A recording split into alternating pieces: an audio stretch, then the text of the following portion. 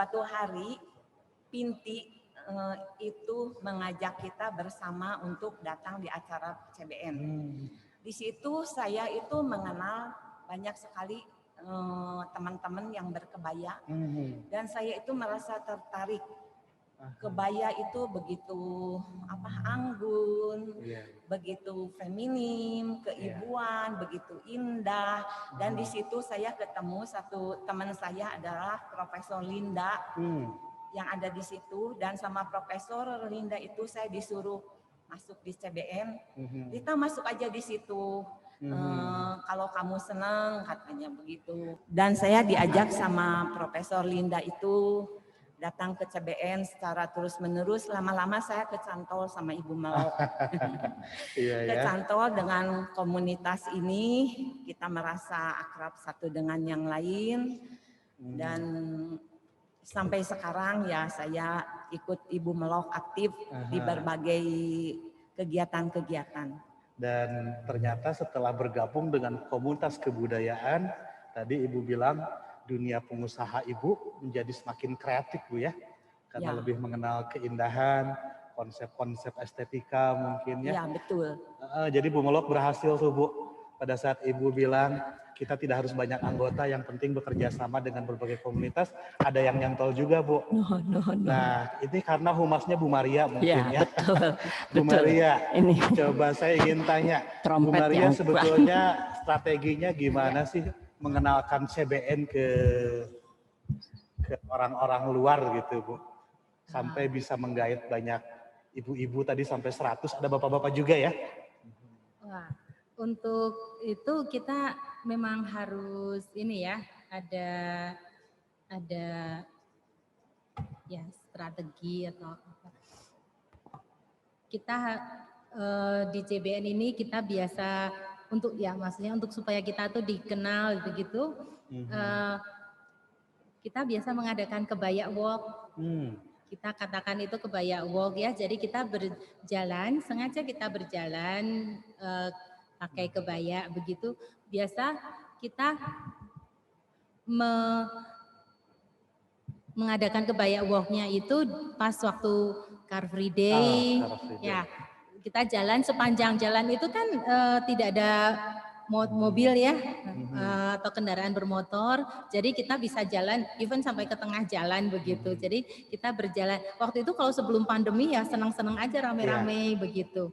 Nah atau kalau enggak kita jalan ke tempat-tempat bersejarah misalnya museum atau tempat wisata lainnya. Bahkan ya ke mall kalau perlu, kenapa tidak begitu kan. Yang penting itu kita memperlihatkan kepada orang, ini loh kebaya. Jangan lupa ya, ini ada pakaian, ada busana nasional kita. Karena anak-anak sekarang kan mungkin udah tidak lupa ya. Jarang lihat ya. Kecuali dipaksa ya di sekolah mungkin. Dan intinya memang berani tampil ya, sampai ke Car Free Day, ke mall gitu. Dan kita tidak hanya berjalan saja ya, kita biasa suka kita bawa banner juga kecil-kecil gitu. Ajakan bahwa mari berkebaya. Itu awalnya gimana sih Bu, respon orang-orang mungkin merasa aneh nggak lihat ibu-ibu berkebaya ini? Ada yang merasa aneh ngelihat kita dari kepala sampai kaki.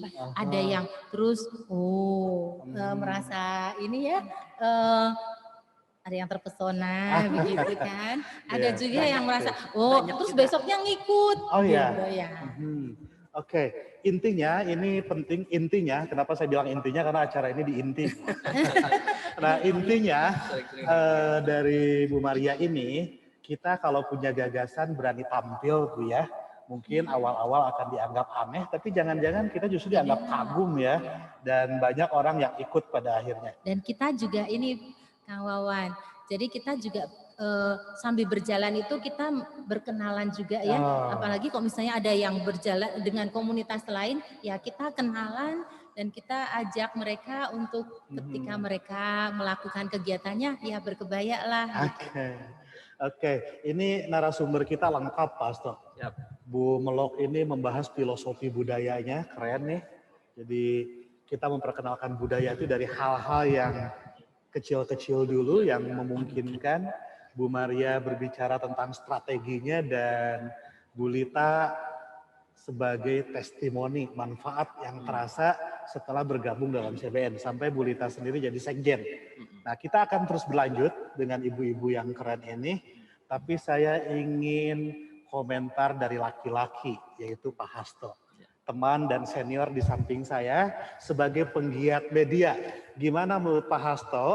Pertama tentang gerakan kebudayaan ini, kedua tentang kebaya, yang ketiga seharusnya media seperti apa sih terhadap gerakan-gerakan ini? Ya. Silakan Pak Hasto. Terima kasih Kang Wawan. Sebelumnya izinkan saya memberikan apresiasi yang setinggi-tingginya kepada INTI, khususnya INTI Jawa Barat di bawah pimpinan Pak Dedi dan kawan-kawan yang menggelar acara ini. Dan kedua, apresiasi saya kepada ibu-ibu yang cantik-cantik di depan kita ini dari JBN Cinta Budaya Nusantara di bawah pimpinan Ibu Melok Bestari. Ibu bertiga ini sudah memberi contoh teladan bahwa kebaya Indonesia itu cantik, kebaya Indonesia itu fashionable, keren. Nah ini, jadi sesuai dengan topik ini. Tapi sebelumnya Kang Wawang, izinkan juga saya ingin ke belakang, agak ideologis memang. Saya baca postingan beberapa hari yang lalu, kalau suatu warga bangsa ingin bahagia hidupnya, itu ternyata kuncinya harus memelihara budaya. Kalau orang Jawa bilang nguri-nguri budaya adiluhung, kalau orang Sunda bilang apa saya nggak tahu. Nah saya ingat, mulai. Nah itu kunci kalau kita mau hidup sejahtera. Ini yang bilang bukan saya, Bung Karno, Bapak bangsa kita itu memberi wejangan agar kita hidup sejahtera, agar negara ini adil, makmur, sejahtera, gemah, ripah, toto, tentrem, bahagia. Itu Bung Karno punya resep yang jitu, yang namanya Trisakti. Nah, sakti yang pertama itu berdaulat dalam politik, sakti yang kedua berdikari secara ekonomi, nah yang ketiga ini yang penting, berkepribadian dalam kebudayaan. Jadi Bapak Ibu, agar Indonesia ini semakin sejahtera, kita harus mencermati wejangan Bapak bangsa kita Bung Karno Trisakti ini. Berkeberadian dalam kebudayaan. Nah, menjawab pertanyaan Kang Wawan tadi, ternyata banyak hal yang terkait bagaimana sesuai topik malam ini, yaitu mempertahankan kebudayaan itu. Banyak, tapi saya lega di antara banyak ini 3-4 ini sudah terjadi malam ini. Pertama saya bacakan biar cepat, biar nggak salah ya. Bahwa untuk mempertahankan budaya bangsa itu pertama mengajarkan budaya ke generasi penerus. Acara ini adalah untuk mengajarkan budaya penerus. 1. Memasukkan pengenalan kebudayaan sebagai mata pelajaran. Nah ini urusan Pak Menteri Pendidikan lah ya. Ketiga, menerapkan budaya dalam kehidupan sehari-hari, misalnya menggunakan bahasa lokal, busana lokal, lagi-lagi Bu Melok dan ibu-ibu sudah dapat 2 poin. Keempat, mengenalkan dan mempromosikan budaya secara nasional maupun internasional. Misalnya memposting kegiatan seni lokal melalui media sosial. Tadi Bu Maria diskusi sambil makan ya, akan ada rencana lomba, CBN akan ada lomba, sudah. Nah itu sudah dapat poin lagi. Nomor 5, melakukan inovasi dalam mengenalkan kebudayaan kepada generasi muda agar tidak monoton. Jadi nanti bagaimana budaya busana kebaya ini dibikin sesuai dengan keinginan milenial dan sebagainya. Kemudian menanamkan rasa cinta dan bangga terhadap budaya sendiri, menghilangkan rasa malu dan bangga terhadap budaya sendiri, menghilangkan rasa malu, gengsi terhadap budaya yang dimiliki. Ibu-ibu lagi-lagi menunjukkan teladan, bertiga menggunakan budaya dan ternyata cantik. Batiknya saya nggak kelihatan ya, batiknya harus disorot ya. Ini kalau kamera ini ke bawah meja ini batik ibu-ibu ini indah sekali, keren banget ya. Kemudian yang ke-7, menggunakan produk budaya sendiri. Ibu-ibu juga sudah membeli kebaya buatan Indonesia, nggak ada kan yang buatan India ini, nggak ada. Nah, kemudian mengikuti perkembangan zaman tanpa menghilangkan identitas budaya sendiri. hari ini, malam ini kita diskusi tentang itu kan Kang Wawan. Kemudian berpartisipasi dalam kegiatan atau komunitas tentang budaya. Lagi-lagi CBN sudah menunjukkan itu. Dan terakhir mengadakan festival kebudayaan secara rutin. Misalnya kita akan bikin acara-acara sebagainya. Nah, yang terakhir pertanyaan Kang Wawan tentang peranan media massa, Kang Wawan. Saya berpendapat dan saya yakin semuanya setuju bahwa upaya melestarikan kebudayaan di negara kita tercinta ini tidak akan berhasil kalau 5 stakeholder, 5 kepentingan, 5 pemangku kepentingan itu bersama-sama giat melakukan pengembangan budaya bangsa ini. Yaitu satu tentu pemerintah. Harus ada political will yang kuat pemerintah bahwa kita harus seperti pesan Bung Karno tadi, berkeberadian bangsa. Saya kira itu. Yang nomor 2, stakeholder yang nomor 2 adalah budayawan, pelaku kesenian, praktisi kesenian, pengamat seperti ibu-ibu ini. Jadi pelaku dan praktisi seni budaya. Itu pemangku kepentingan yang kedua. Yang ketiga dunia usaha. Lagi-lagi malam ini inti Jawa Barat yang notabene adalah para pengusaha menunjukkan komitmen itu, Kang Wawan. Jadi ini contoh yang bagus. Yang keempat, masyarakat. Masyarakat juga harus dong mengapresiasi seni budaya itu sendiri. Bagaimana mungkin kalau budaya di negeri sendiri tidak dihargai, malah lebih ke budaya Korea misalnya. Itu saya kira sangat prihatin ya, kalau ada warga bangsa yang tidak menghargai kebudayaan sendiri. Padahal batik ini sudah diakui dunia, sudah diakui UNESCO, angklung, gamelan, banyak sekali karya seni budaya Indonesia itu sudah diakui dunia. Nah kemudian kita sebagai bangsa sendiri tidak mengakui atau tidak mengapresiasi, itu menurut saya, maaf kalau saya harus mengatakan, itu absurd menurut saya. Jadi bersikaplah cerdas bahwa ketika negara lain pun menghargai, masyarakat juga harus mengapresiasi seni budaya. Yang terakhir, media massa.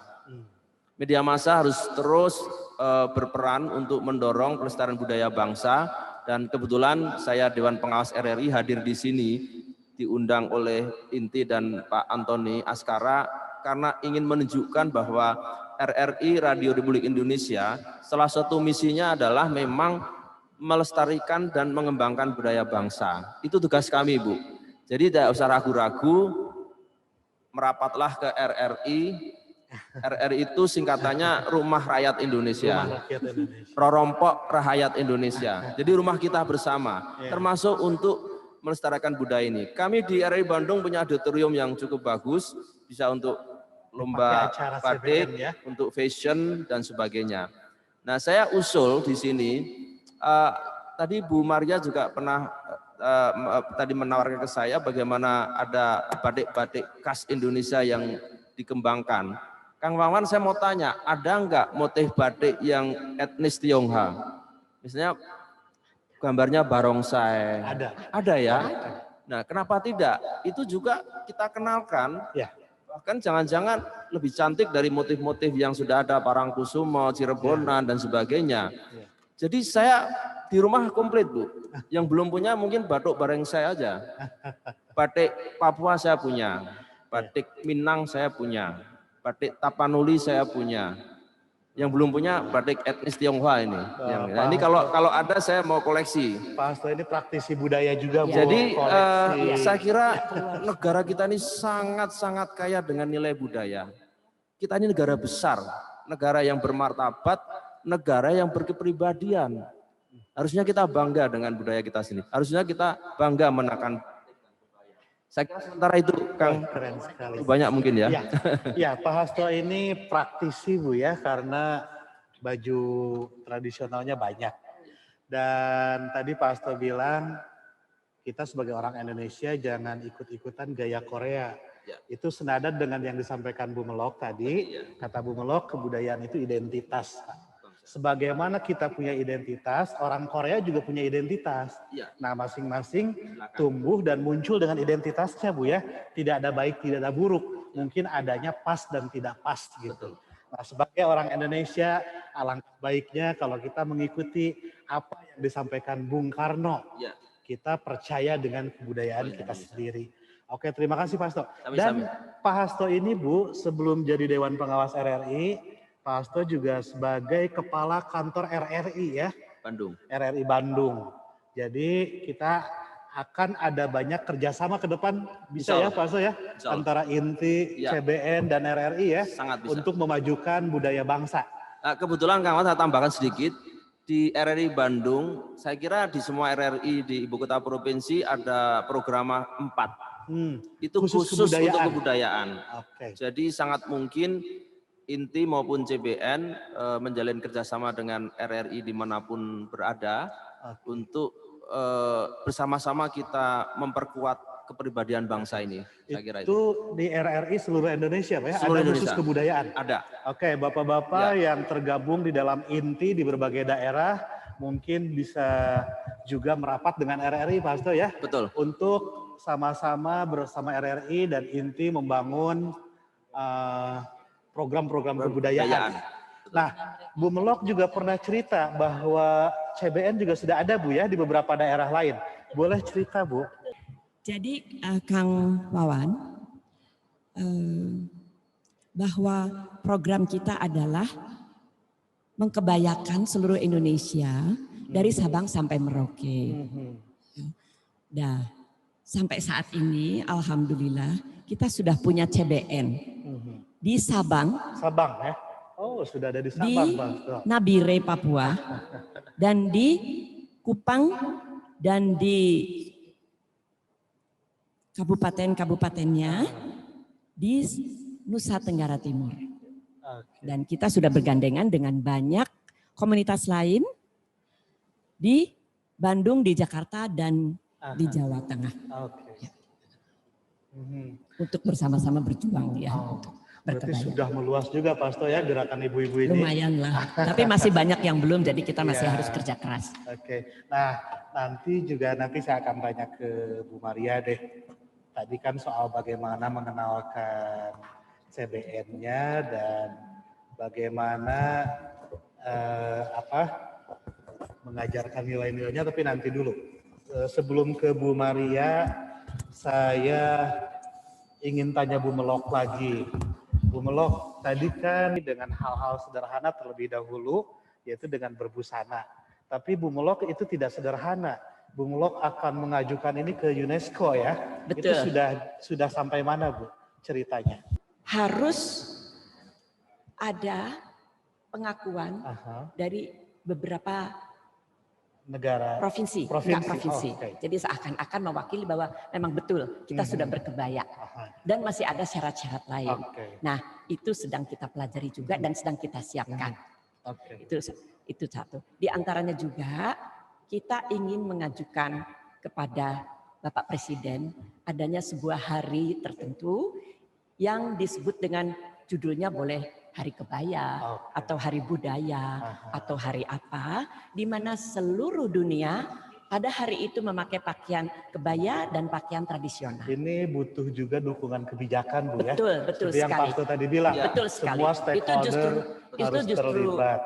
Urutan nomor 1 kan Pak ya, political will. Jadi saya kira dan sebetulnya beliau Bapak Presiden sudah memberi contoh. Nah, itu sebetulnya sudah menjadi sekarang sudah menjadi sinyal ya, sudah menjadi sinyal bahwa ya. itu harus kita lestarikan. Bahkan di awal-awal kepemimpinan Pak Presiden tidak hanya busana, konsumsi juga yang lokal-lokal ya dianjurkan ya. Beliau bahkan upacara bendera 17 Agustus memberikan proklamasi selalu menggunakan budaya tradisional.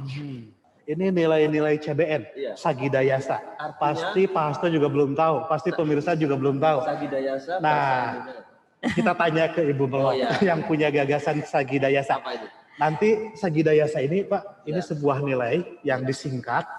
Nanti kata Bu Lita juga merasa bermanfaat untuk dunia usaha. Kita tanya Bu Melok, apa itu Sagidayasa Bu? Jadi Sagidayasa ini sebetulnya sebuah akronim. Ya, sebuah akronim yang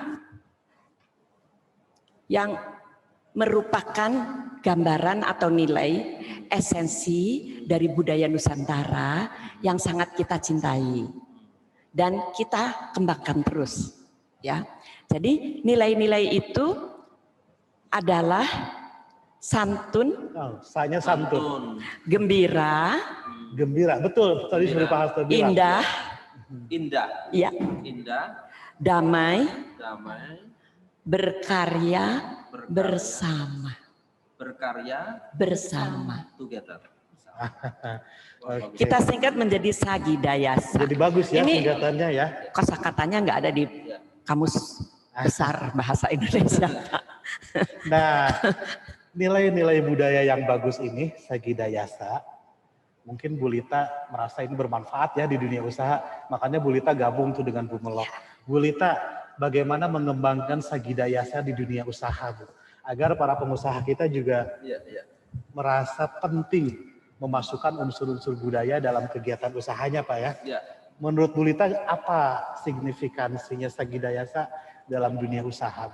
Dalam dunia usaha, yang paling penting itu adalah suatu keharmonisan. Adanya suatu di mana kita di dalam perusahaan itu mempunyai rasa, dalam berkarya itu mempunyai rasa nyaman untuk karyawan-karyawan maupun jadi pemimpin-pemimpin perusahaan juga merasa nyaman ada di sana. Makanya di sini ya saya akan mencontohkan untuk keharmonisan di dalam suatu perusahaan adalah harus diciptakan keharmonisan itu adalah pertama-tama contohnya bila kita akan membuka usaha di suatu tempat. Untuk membuka usaha investasi di suatu tempat kita tidak bisa begitu saja. Pada zaman sekarang adalah hal yang penting untuk kita itu mesti mengenal adat istiadat budaya tempat di mana usaha kita itu akan dibuka. Karena itu sangat besar pengaruhnya untuk perusahaan. Ada istilah yang menyatakan di mana bumi dipijak, di situ langit dijunjung. Jadi kita itu harus menghargai adat istiadat yang ada di tempat itu dan kita harus menyesuaikan diri kita di tempat itu. Kita dalam berusaha tentu saja memerlukan banyak tenaga kerja di situ. Dan kita juga dalam berusaha juga kita harus namanya guyup dengan lingkungan ya. Tidak bisa ada suatu perusahaan yang tidak disenangi berdiri di sana. Nah, kalau kita sudah mengenal budaya di tempat itu dan mengenal orang-orangnya itu, orang-orangnya seperti apa gitu, ada yang ada di tempat itu tuh. Terus kita juga akan bisa menempatkan karyawan-karyawan itu dengan tepat di perusahaan-perusahaan kita. Dan kita juga akan bisa lebih mengarahkan mereka dan mengarahkan tujuan-tujuan perusahaan sesuai dengan lingkungan di sekitar perusahaan itu berada. Sehingga di dalam perusahaan itu bisa terjadi suatu harmoni dengan karyawan-karyawan, harmoni dengan masyarakat sekitar, dan memudahkan perusahaan itu untuk mencapai tujuan yang lebih bagus. Itu juga merupakan mungkin fungsi suatu budaya yang memberikan nilai tambah untuk perusahaan. Di situ bagus. Tercakup itu Sagidayasa. Karena zaman sekarang kita sudah tidak bisa melakukan segala sesuatu itu dengan kekerasan. Kita akan lebih gampang mengelola suatu perusahaan dengan adanya satu pengertian satu dengan yang lain. Mengerti kondisi masing-masing terutama dengan buruh. Nah, itu juga berlaku untuk di segala bidang mungkin. Jadi Bu, kan saya pernah baca ya di Jepang itu ada sistem manajemen Kaizen. Kaizen itu diambil dari nilai-nilai samurai. Jadi manajemen Jepang itu bertumpu kepada nilai-nilai tradisional Jepang yang dikembangkan oleh para samurai. Misalnya tepat waktu, gesit, tepat sasaran. Nah, Sagidayasa juga bisa Bu ya, kita masukkan jadi rujukan nilai manajemen usaha ya. Ya, Sangat relevan loh. Sangat relevan ya. Kalau boleh saya ulang? Ya, boleh. Karena kita tertarik sekali ya. Saya tertarik Bu Lia Dahlia. Ternyata Sagidayasa ini filosofi yang universal dan relevan juga dengan dunia usaha. Betul. Saya agak merinding tadi Ibu bicara tadi. Saya membayangkan dunia usaha di Indonesia itu seperti Sagidayasa ini. Satu, santun. Iya. Dunia usaha itu harus santun dengan masyarakat, tidak serakah, tidak selalu berbagi. Kemudian gembira. Ibu juga bilang tadi cara ini Pak, karyawannya harus gembira. Juga cara memberi perintah juga ya, santun gitu antara ya. bos dan anak buah itu saling asih dan asuh, Ya. betul ya. Kemudian gembira, menjadi pimpinan perusahaan harus membuat gembira anak buahnya, karyawannya. Indah, dunia usaha itu harus indah, damai. Kalau dunia usaha damai nggak ada demo-demo saya kira ya. Kemudian berkarya, dunia usaha harus terus berkarya agar maju dan menguntungkan. Yang terakhir togetherness, bersama. Dunia usaha harus dibangun dengan bersama. Saya kira Sagidayasa ini dahsyat menurut saya. Filosofi yang sangat universal dan sangat relevan dengan dunia usaha menurut saya.